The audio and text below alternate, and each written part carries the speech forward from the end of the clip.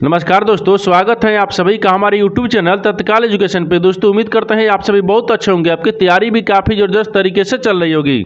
दोस्तों आज हम आप लोगों के लिए रीजनिंग के 15 अति महत्वपूर्ण प्रश्न के बारे में इस वीडियो में बताएंगे, जो कि SSC, railway, group D, NTPC या किसी स्टेट एग्जाम की तैयारी कर रहे हैं। इस टाइप के प्रश्न में से परीक्षाओं में पूछे जाएंगे। दोस्तों ये पार्ट नंबर कौन सा है? 430 है। पार्ट नंबर 429 नहीं देखें तो आप वीडियो सेक्शन में जाके देख सकते हैं। चलिए तो पहला प्रश्न देख लेते हैं। दोस्तों पहला प्रश्न है, इसमें देखिए नीचे दी गई श्रृंखला श्रेणी में प्रश्नवाचक चिन्ह के स्थान पर कौन सी संख्या आएगी। देखिए नीचे यहाँ पर आपको एक श्रृंखला दी है, इन श्रृंखला बताना है कि इस प्रश्नवाचक के चिन्ह पर इन चार ऑप्शन में से कौन सी संख्या यहाँ पर भरा जाएगा। देखिए तो यहाँ पर सबसे पहले ध्यान से देखें इस श्रृंखला किस प्रकार से चल रहा है। ठीक है, देखिए यहाँ पर आपको 934 हो रहा है, 934 ले 924 हो रहा है, 924 ले यहाँ पर 925 हो रहा है, 925 ले 915 हो रहा है, 915 से 916 हो रहा है, 916 से यहाँ पर 906 हो रहा है, 906 से आपको अगला संख्या ज्ञात करना है, फिर यहाँ पर आपको 897 हो रहा है। देखिए इन श्रृंखला को ध्यान से देखने के बाद में आपको क्या दिख रहा है, हमको यही दिख रहा है कि देखिए यहाँ पर आपको क्या लिख रहा है, 934 ले 924 हो रहा है, यानी माइनस इसमें 10 कर रहा है। ठीक है ना।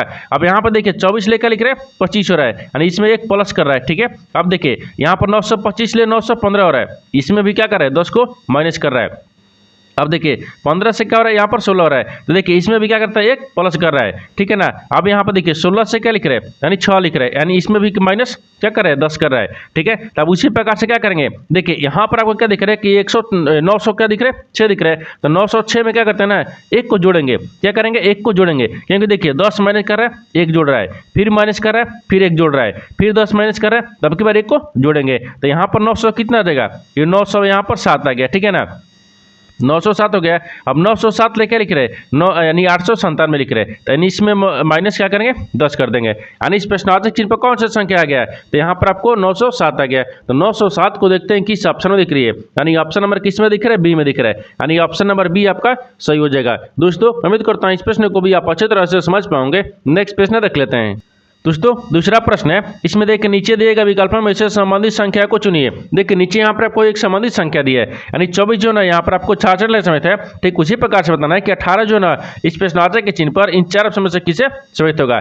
देखिए तो यहाँ पर सबसे पहले प्रश्न को समझते इसमें बोल कर है। ठीक है ना, देखिए यहाँ पर क्या बोल रहे हैं, 24 लेकर 66 है। ठीक है ना, उसी प्रकार से यहाँ पर 18 को रखेंगे, यानी 24 को क्या करेंगे कि 66 आ जाएगा। देखिए तो यहाँ पर करना कुछ नहीं है, यानी 24 दिख रहा है तो 24 ले 66 ना, तो 24 में 3 से गुना करते हैं और माइनस कितना करेंगे, 6 करेंगे, तो यहाँ पर कितना देगा, 66 आ जाएगा। जैसे यहाँ पर देखिए उसी प्रकार से यहाँ पर 18 को रखेंगे, 18 में क्या करते हैं, ये 3 से गुना करेंगे और माइनस 6 करेंगे। जैसे यहाँ पर देख लीजिए ये 18 दिख रहा है, 18 में 3 से गुना करते हैं तो कितना गया, 18 3 54 आ गया।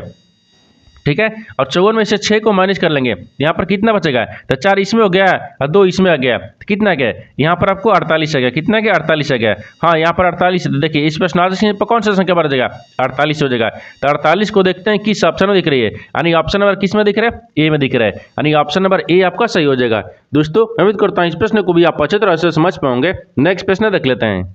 दोस्तों तीसरा प्रश्न है, इसमें देखिए कि मिस्टर इंदु अपनी कक्षा में ऊपर से 96वें स्थान पर और नीचे से 31वें स्थान पर हैं, उसकी कक्षा में कुल कितने विद्यार्थी हैं। देखिए यहाँ पर सबसे पहले प्रश्न को समझिए इसमें बोल कर है। ठीक है ना, देखिए यहाँ पर क्या बोल रहा है कि एक यहाँ पर मिस्टर इंदु है, इंदु अपनी कक्षा में ऊपर से क्या है 96वें स्थान पर है और नीचे से क्या बोल रहा है 31वें स्थान पर है, तो उसकी कक्षा में कुल कितने विद्यार्थी हैं आपको इसी को बताना है। देखिए तो यहाँ पर क्या करिएगा, वीडियो को रोक और खुद अपने आप से बनाने की कोशिश करिएगा और 15 प्रश्न में से अपने कितने प्रश्न सही किए वीडियो को लास्ट में कमेंट में जरूर बताइएगा। और इस चैनल पर पहली बार आए तो चैनल को सब्सक्राइब कर बेल आइकन घंटी को प्रेस जरूर कर लीजिए, क्योंकि सबसे पहले इस तरह क्लास आपको मिलता रहे। देखिए तो यहाँ पर सबसे पहले ध्यान से देखते हैं ना कि जो मिस्टर इंदु है ना वो ऊपर से कितना दिख रही है, 96 दिख रही है, यहाँ पर 96 रख लेंगे। आगे बोल रहा है कि नीचे से वो 31वें स्थान पर दिख रहे हैं, तो यहाँ पर आपको 31वें स्थान पर रख लेंगे। ठीक है, अब उसकी कक्षा में कुल कितने विद्यार्थी हैं, जब कुल विद्यार्थी पूछेगा तो इन दोनों को आपस में जोड़ लेंगे और यहाँ पर -1 कर लेते हैं। अब देखिए इनको जोड़ेंगे तो कितना गया,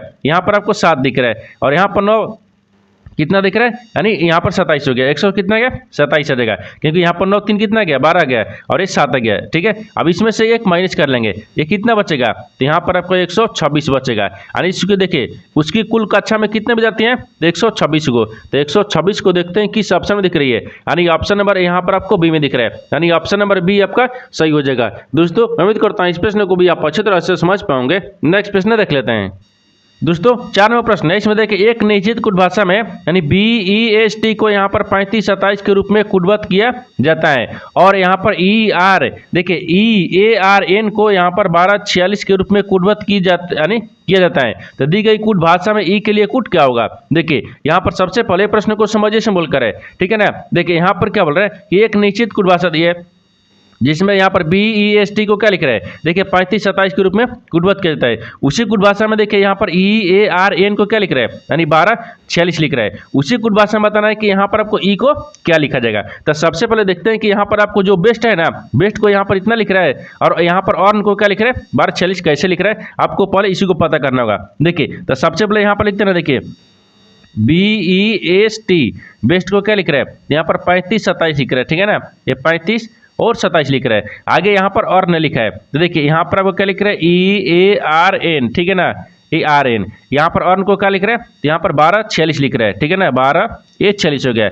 उसी कुटी भाषा में बताना है कि यहाँ पर ई को क्या लिखा जाएगा, ठीक है ना। अब देखिए इस तरह के सवाल में क्या करते हैं, इस तरह के सवाल में यहाँ पर आपको जो अक्षर दिख रहे हैं ना, इसमें कॉमन मिल, देखिए यहाँ पर अक्षर में कॉमन मिलते हैं और संख्या में भी कॉमन मिलेंगे। जो आपको कॉमन मिल जाएगा ना वही आंसर आपको होगा। जैसे यहाँ पर ध्यान से देखिए, ये क्या करते हैं, इसमें आपको कॉमन कौन सा दिख रहा है और इसमें कॉमन कौन सा दिख रहा है। देखिए यहाँ पर भी आपको ई मिल रहा है, इसमें भी आपको ई मिल रहा है, दोनों में कॉमन ई हो गया। उसी प्रकार से यहाँ पर अक्षर यानी संख्या में देखते हैं, संख्या में देखिए यहाँ पर भी 2 मिल रहा है, इसमें भी 2 मिल रहा है, यानी ई का कुट क्या हो गया 2 हो गया। तो यहाँ पर आपको क्या हो जाएगा 2 हो जाएगा।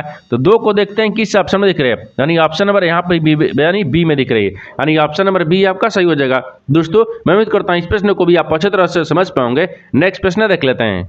दोस्तों 5 नंबर प्रश्न है, इसमें देखिए यदि यहाँ पर संख्या यानी 13 देखिए यानी 83 17 556 के प्रत्येक विषम अंक में 1 जोड़ा जाए तब और यहाँ पर प्रत्येक सम अंक में 2 घटाया जाए तो बाईं ओर से दूसरे और दाईं ओर से दूसरे अंकों का योगफल कितना होगा।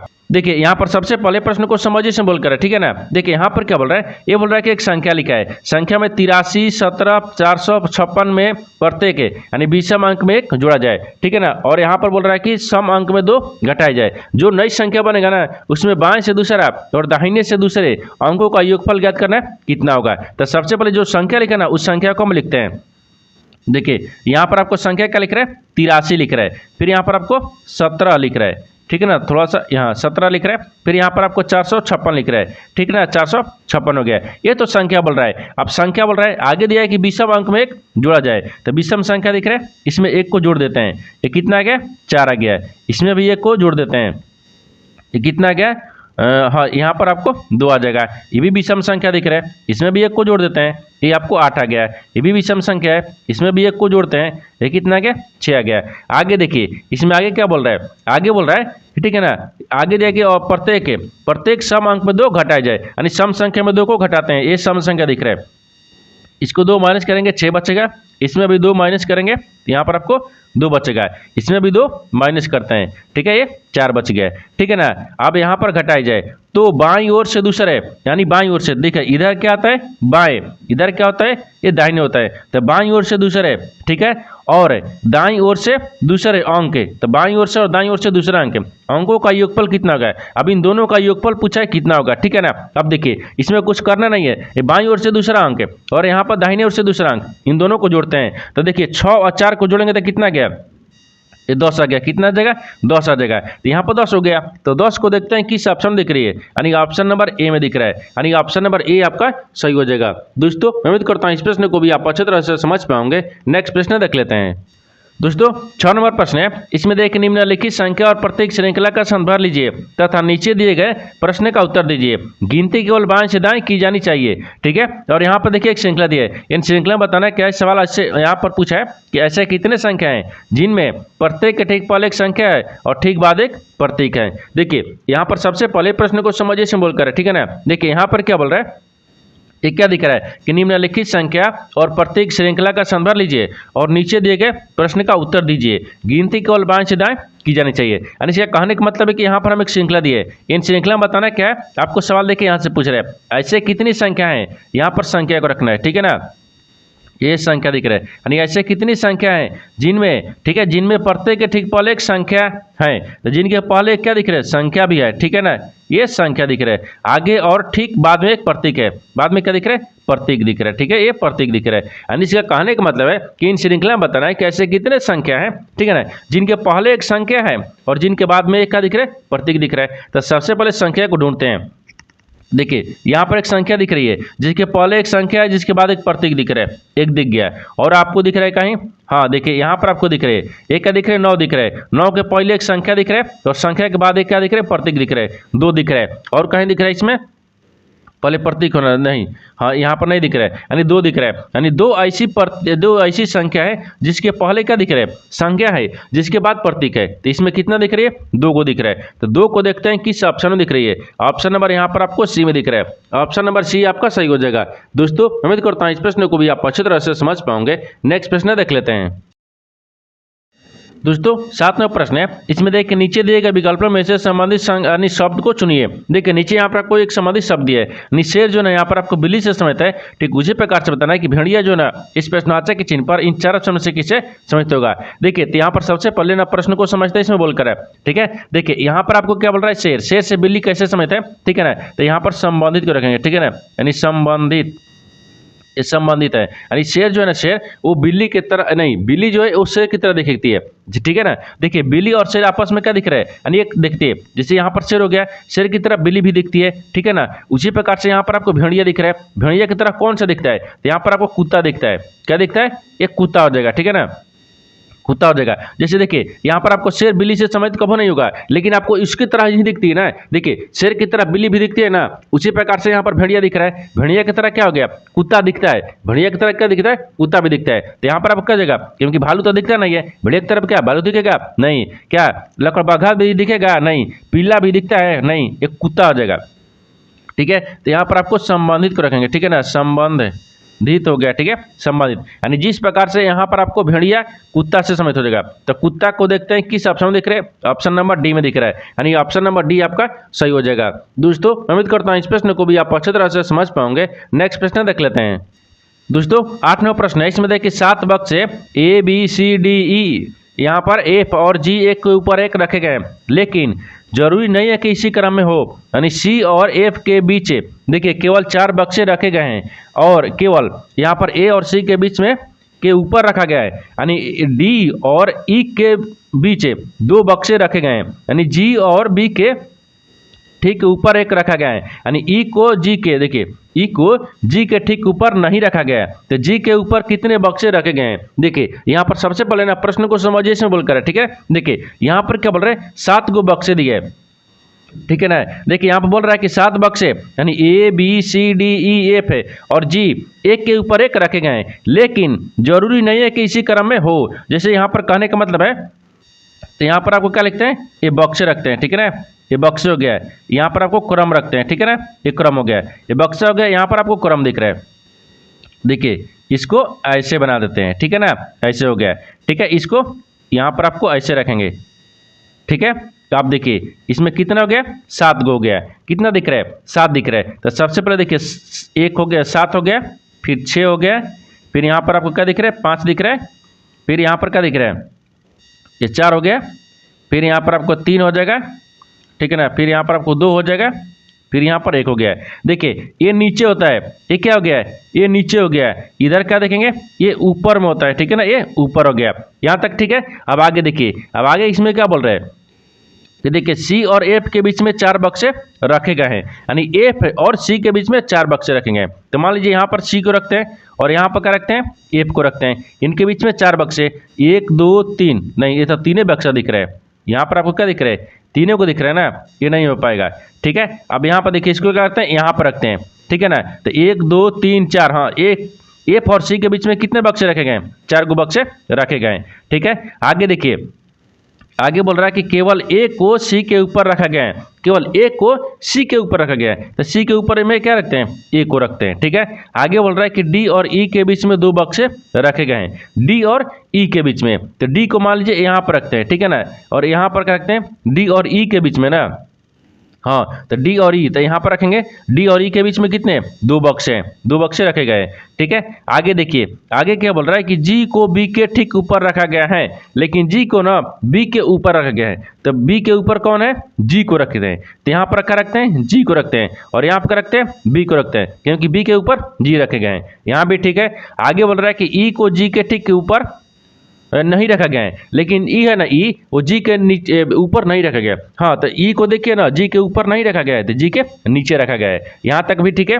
आगे देखिए, बोल रहा है कि जी के ऊपर कितने बक्से रखे गए हैं। तो यहाँ पर आपको क्या दिख रहा है, ये जी दिख रहा है। ठीक है ना, ये आपको जी दिख रहा है। जी के ऊपर कितने बक्से हैं, तो 1 2 3, कितने हैं, 3 बक्से हैं। यानी एक देखिए यहाँ पर जी के ऊपर कितने हैं, 3 बक्से हैं। तो 3 को देखते हैं किस ऑप्शन में दिख रही है, यानी ऑप्शन नंबर यहाँ पर आपको डी में दिख रही है, यानी ऑप्शन नंबर डी आपका सही हो जाएगा। दोस्तों उम्मीद करता हूँ इस प्रश्न को भी आप अच्छे तरह से समझ पाओगे। नेक्स्ट प्रश्न देख लेते हैं। दोस्तों 9वां प्रश्न है, इसमें देखिए उस वेन आरेख का चयन करें जो दिए गए वर्गों के बीच संबंध को शर्तों रूप से दर्शाता है। देखिए नीचे यहाँ पर आपको 3 शब्द दिए, इन तीनों शब्द को तना कि आपस में कैसे समझ होगा और इन 4 वेन डायग्राम में से कौन सा वेन डायग्राम बनेगा। देखिए तो यहाँ पर सबसे पहले प्रश्न को समझते से बोल कर देखिए, यहाँ पर आपको सांप दिया, सरीसृप दिया और जहरीले दिया। इन तीनों शब्दों से सबसे कॉमन क्या दिख रहा है, तो यहाँ पर सांप हो गया, सरीसृप और जहरीले। तो सबसे यहाँ पर कॉमन क्या दिख रहा है, तो सबसे कॉमन यहाँ पर सरीसृप दिख रहा है। ठीक है ना, तो यहाँ पर क्या रखते हैं, सरीसृप को रखते हैं, ये सरी, ठीक है ना, सरी, ये सिरिप हो गया है। सरीसृप के अंदर में यहाँ पर सांप आ जाएगा। ठीक है ना, ये सांप दिख रहा है। ठीक है, और ये दोनों क्या दिख रहा है, तो दोनों आपको क्या होता है, ये जहरीले होता है। ठीक है ना, तो जहरीले आपको ऐसे बनेगा। ठीक है, जहरीले, ठीक है ना, जहरीले। देखिए ये आपस में सबसे कॉमन सरीसृप दिख रहा है, इसके अंदर में क्या आ जाएगा, ये सांप आ जाएगा। उसके बाद में क्या आ गया, ये दोनों के अंदर में क्या आता है, ये आपको देखिए सांप भी सरीसृप के अंदर में क्या आता है, जहरीले हो गया है। ठीक है ना, ये जहरीला दोनों होता है, सरीसृप भी होता है और सांप भी होता है, तो सांप ही सरीसृप हो गया। ठीक है ना, इस तरह का वेन डायग्राम देखते हैं किस ऑप्शन में दिख रही है, यानी ऑप्शन नंबर यहाँ पर आपको सी में दिख रहा है, यानी ऑप्शन नंबर सी आपका सही हो जाएगा। दोस्तों उम्मीद करता हूँ इस प्रश्न को भी आप अच्छी तरह से समझ पाओगे। नेक्स्ट प्रश्न देख लेते हैं।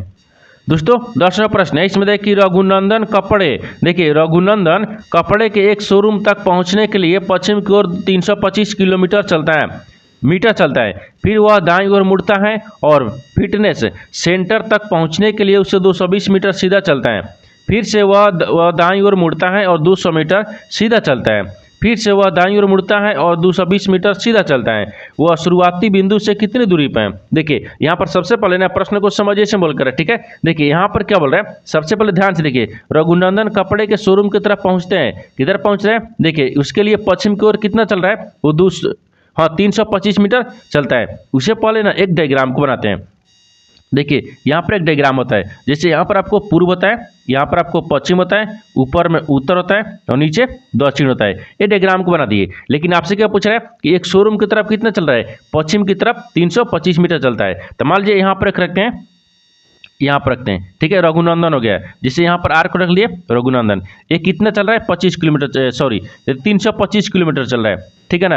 ये 325 किलोमीटर किधर चल रहा है, पश्चिम की तरफ चल रहा है, तो हम यहाँ पर पश्चिम की तरफ चला दिए यहाँ तक, ठीक है ना। आगे बोल रहा है कि वह फिर से दाईं ओर मुड़ता है और फिटनेस के, देखिए फिटनेस सेंटर तक पहुँचने के लिए 220 मीटर सीधा चलता है। तो क्या कहना कि दाईं ओर मुड़ गया, दाईं ओर मुड़ते हैं और फिटनेस सेंटर की तरफ कितना चल रहा है, 200 यहाँ पर 20 मीटर चलता है। तो फिटनेस की तरफ इधर ऊपर चलते हैं, 200 कितना चल रहा है, 220 मीटर चल रहा है यहाँ तक, ठीक है। आगे बोल रहा है कि फिर से वह दाईं ओर मुड़ता है और 200 मीटर सीधा चलता है। तो फिर क्या करता है ना, ये 200 मीटर सीधा चलाता है, तो यहाँ पर 200 मीटर सीधा चल गया है कि, ठीक है, ये सीधा चल गया है यहाँ तक, ठीक है। आगे देखिए, आगे बोल रहा है कि फिर से वह दाईं ओर मुड़ता है तो 220 मीटर चलता है। तो ठीक यहाँ पर फिर से दाहिने मुड़ते हैं तो फिर 220 मीटर नीचे चलते हैं, दाहिने मुड़ेंगे तो नीचे की तरफ ना, ये 220 दिख रहा है, ठीक है ना, ये 220 मीटर चलता है, ठीक है। आगे दिया कि वह शुरुआती बिंदु से यानी कितनी दूर है, तो बोल रहा है कि शुरुआती बिंदु से ना वो कितनी दूर है, क्योंकि देखिए यहाँ से आकर वो यहाँ तक रुक गया, ठीक है ना। अब यहाँ से यहाँ के बीच की दूरी बताना क्या होगा, देखिए ये टोटल दूरी कितना दिख रहा था, ये 325 किलोमीटर है, जबकि ये 325 किलोमीटर टोटल दूरी है। यहाँ पर 200 मीटर हो गया, ये भी आपको क्या होगा, 200 मीटर हो जाएगा ना, ये 200 मीटर हो गया, ठीक है, ये 200 मीटर। तो यहाँ से यहाँ का कुल दूरी ज्ञात करना है। देखिए तो टोटल कितना है, 325 मीटर है। अब 325 में एक कितना दूरी दिखा रहा है, ये 200 मीटर दिखा रहा है, ठीक है। 200 मीटर घटा देंगे, जब 200 मीटर घटा देंगे तो यहाँ पर कितना आ जाएगा,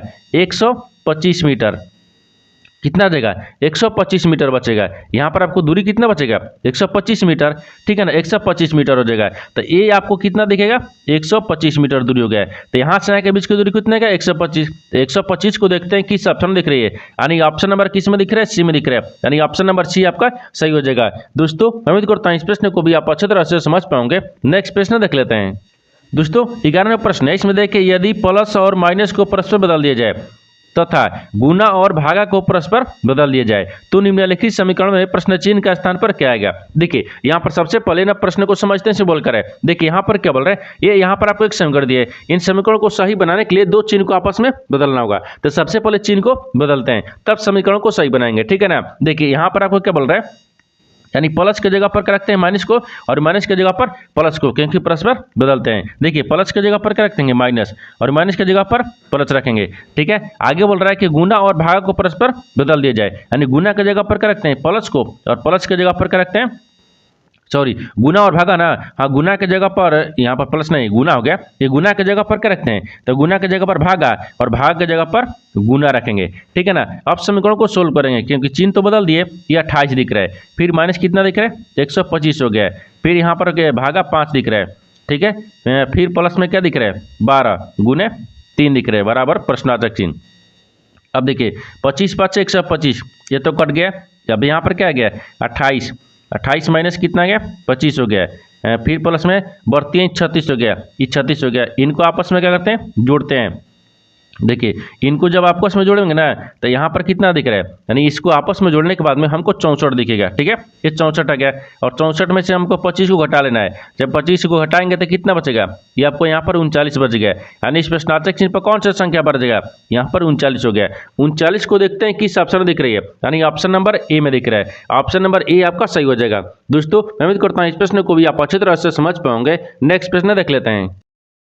दोस्तों 12वां प्रश्न है, इसमें कथनों को पढ़े और दिए गए विकल्पों में से निष्कर्ष को चुने। देखिए नीचे यहाँ पर कोई कथन दिया है और निष्कर्ष दिया है, कथन के आधार पर डिग्राम को बनाते हैं, निष्कर्ष के आधार पर प्रश्न को सोल्व करते हैं। देखिए यहाँ पर सबसे पहले ना ध्यान से देखते हैं कि कथन बोल क्या रहा है, कथन के आधार पर डिग्राम को बनाते हैं। देखिए कथन बोल रहा है कि सभी बोतल क्या है लूडो है, तो सभी यहाँ पर बोतल को रखते हैं, ठीक है ना, ये बोतल दिख रहा है, ठीक है, सभी बोतल क्या है लूडो है, सभी बोतल के यहाँ पर लूडो में रखते हैं, ठीक है ना, ये लूडो दिख रहा है, सभी बोतल क्या है लूडो है। अब बोल रहा है कि सभी लूडो क्या है डांसर है, लेकिन सभी जो लूडो है सभी जो लूडो है वो क्या है डांसर है, तो यहाँ पर आपको क्या लिखते हैं डांसर में रखते हैं, ठीक है ना, ये डांसर दिख रहा है। ये तो आपको कथन बोल रहा है, कथन के आधार पर डिग्राम को बना दिए। निष्कर्ष क्या बोल रहा है, इसके आधार पर ही प्रश्न को सोल्व करेंगे। तो निष्कर्ष क्या दिखा रहा है, निष्कर्ष दिखा रहा है पहला में, यानी कुछ डांसर लूडो है, तो कुछ डांसर नहीं सभी डांसर के अंदर में ही लूडो है। देखिए सभी यहाँ पर डांसर दिख रहा है, एक क्या दिख रहा है डांसर है, सभी डांसर के अंदर में क्या दिख रहा है यानी लूडो दिख रहा है, यानी सभी के अंदर ही आपको कुछ आता है। तो यहाँ पर आपको क्या दिख रहा है सभी,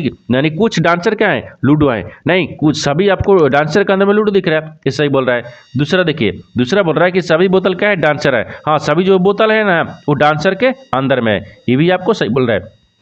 1 और 2 दोनों सही बोल रहे हैं, जब 1 और 2 दोनों सही बोल रहे हैं तो यहाँ पर निष्कर्ष क्या होगा यानी डी में दिख रहा है, यानी निष्कर्ष 1 और निष्कर्ष 2 का अनुसरण करता है, यानी ऑप्शन नंबर डी आपका सही हो जाएगा।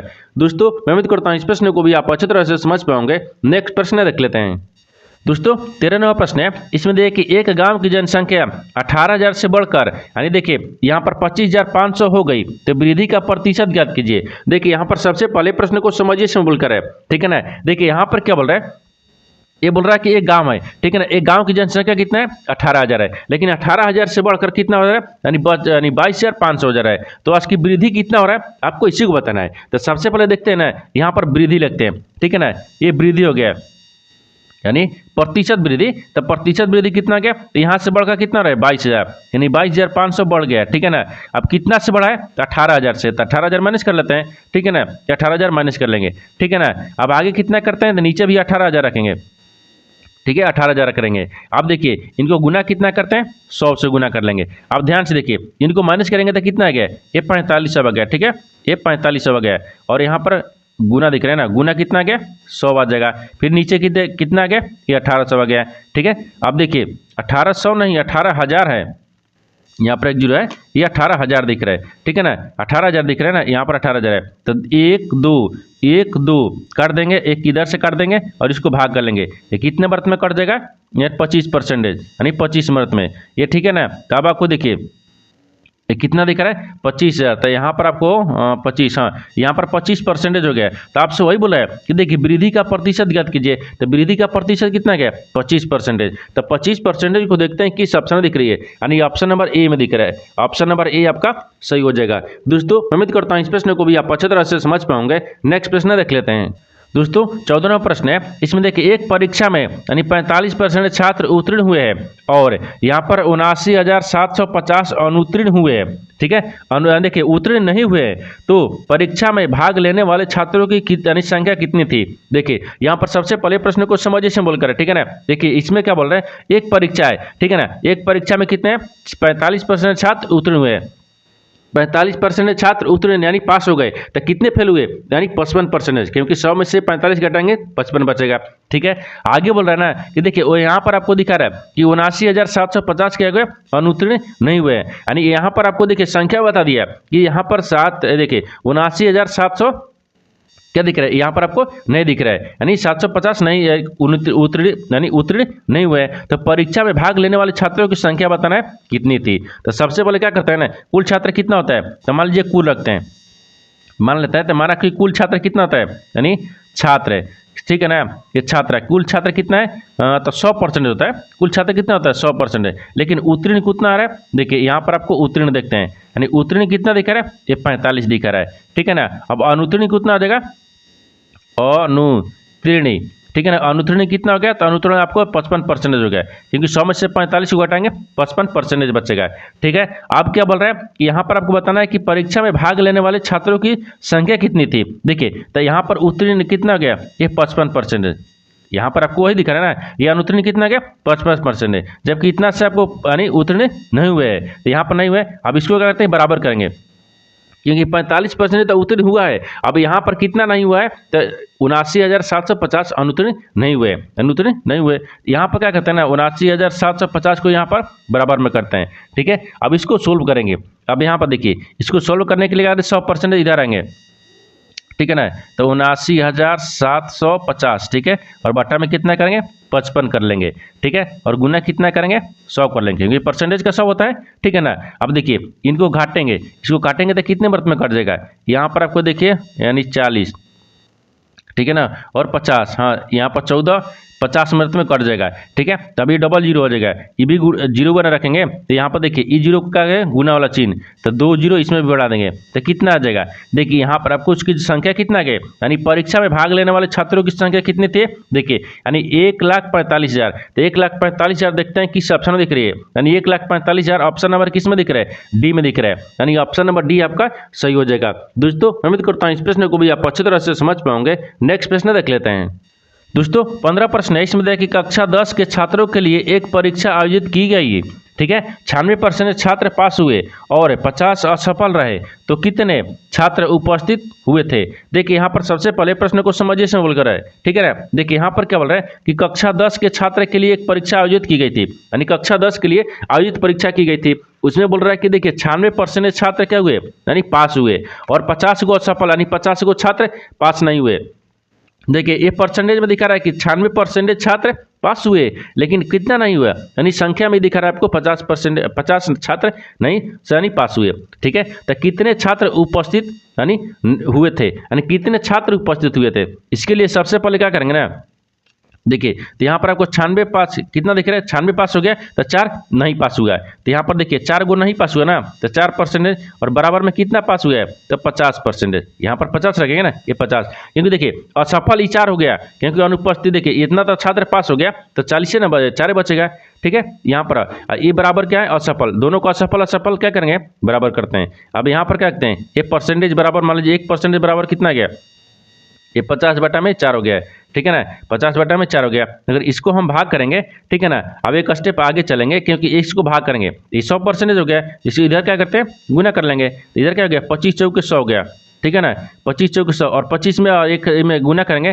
तो कितना देगा, 25 5 यानी 125, ठीक है ना, 125, और एक जीरो डाल देंगे, यानी 1200 कितना गया 50 से गया। तो आपसे वही बोला है कि कितने छात्र उपस्थित हुए थे, तो 1250 को, तो 1250 को देखते हैं किस ऑप्शन में दिख रही है, यानी ऑप्शन नंबर किसमें दिख रहा है? डी में दिख रहा है, यानी ऑप्शन नंबर डी आपका सही हो जाएगा। दोस्तों मैं उम्मीद करता हूँ इस प्रश्न को भी आप अच्छे तरह से समझ पाओगे। नेक्स्ट वीडियो में मिलते हैं, तब तक जय हिंद दोस्तों। इस चैनल पर पहली बार आए तो चैनल को सब्सक्राइब कर बेल आइकन घंटी के ऊपर जरूर कर लीजिए, क्योंकि सबसे पहले इस तरह क्लास आपको मिलता रहे। और इन सारे प्रश्न का PDF आपको टेलीग्राम पर मिल जाएगा, जो कि इस वीडियो का डिस्क्रिप्शन में लिंक दिया गया है।